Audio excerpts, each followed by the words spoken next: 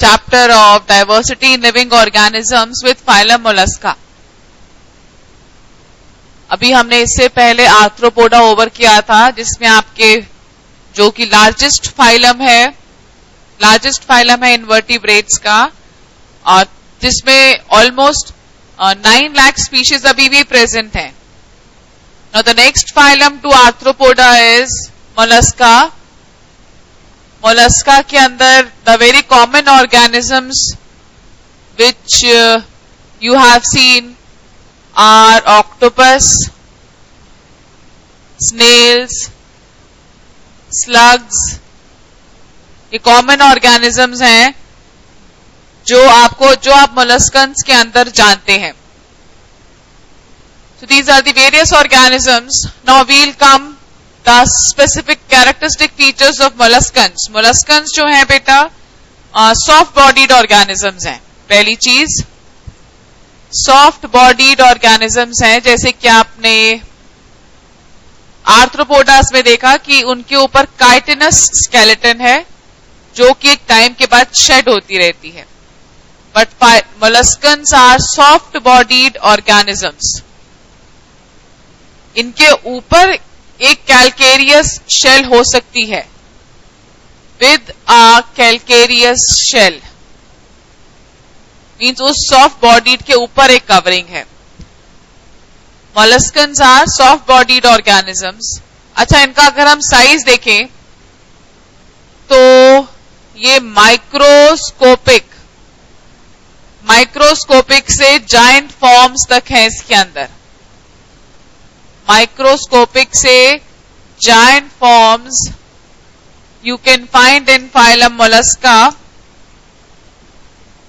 Now what we observe again, हम लोग हमेशा फाइलम्स को रिलेट करके स्टडी करेंगे. हमने आर्थ्रोपोडास में देखा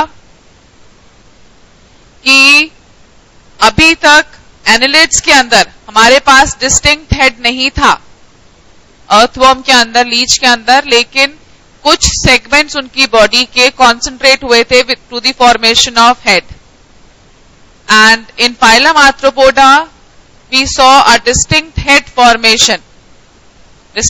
formation.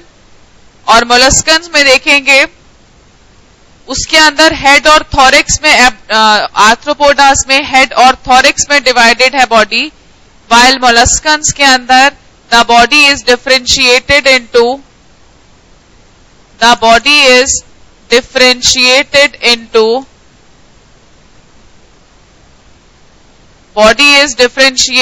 into head,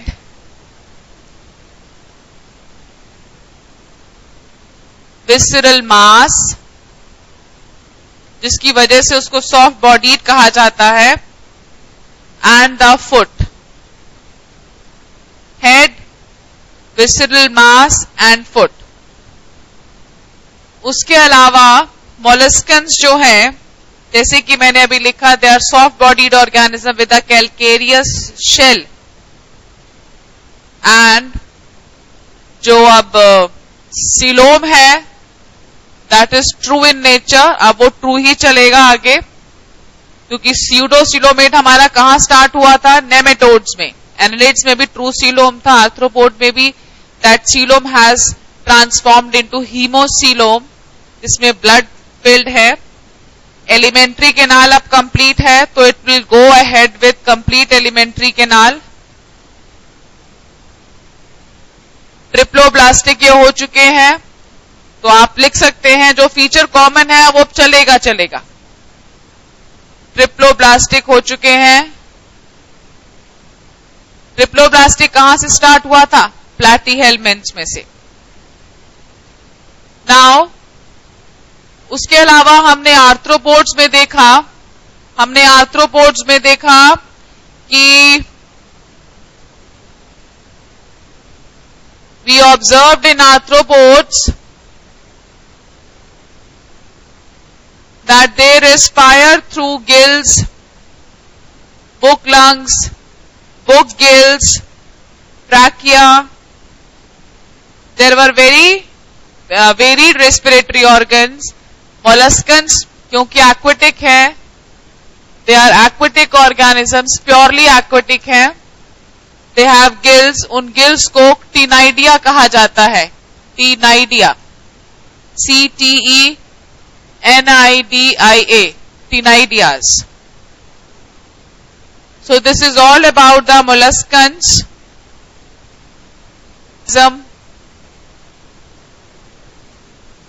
So these include the spiny skinned animals which are mainly aquatic. Aquatic में भी mainly marine.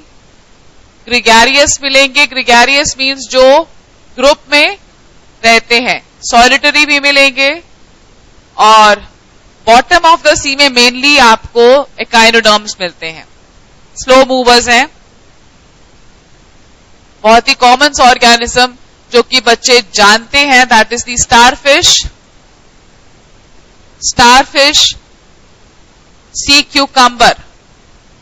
These are the, वैसे तो बहुत सारे ऑर्गेनिजम्स हैं एकाइनोडर्म्स के अंदर. बिसाइड्स कि ये सारे के सारे ऑर्गेनिजम्स एक्वेटिक है. अभी हमने बीच में डेवलपमेंट देखा आर्थ्रोपोड से, और यू कैन से थोड़ा सा पहले जिसमें स्टार्ट हुआ था देवर दी एनालिट्स. एनालिट्स में हमने कॉन्सेंट्रेशन ऑफ सेगमेंट्स देखा with the development of head. लेकिन एकाइनोडर्म्स के पास कोई हेड जैसा स्ट्रक्चर नहीं होता. So what should be right, that all echinoderms lack head. All echinoderms lack head. और जो बेसिक फीचर है, चाहे वो ट्रू सीलोम है, true coelom is present. Triploblastic है ये.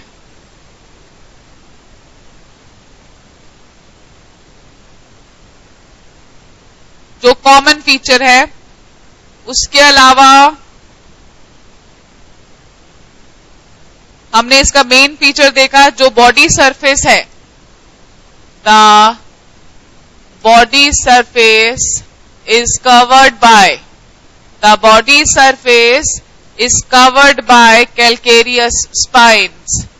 Calcareous spines, that's why they are called as echinoderms. और जो इनकी सिमेट्री है,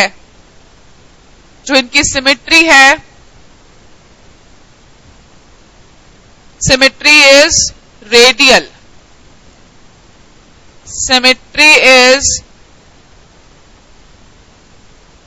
सिमेट्री जो है वो रेडियल है, मीन स्फेरिकल आपको दिख रहे हैं.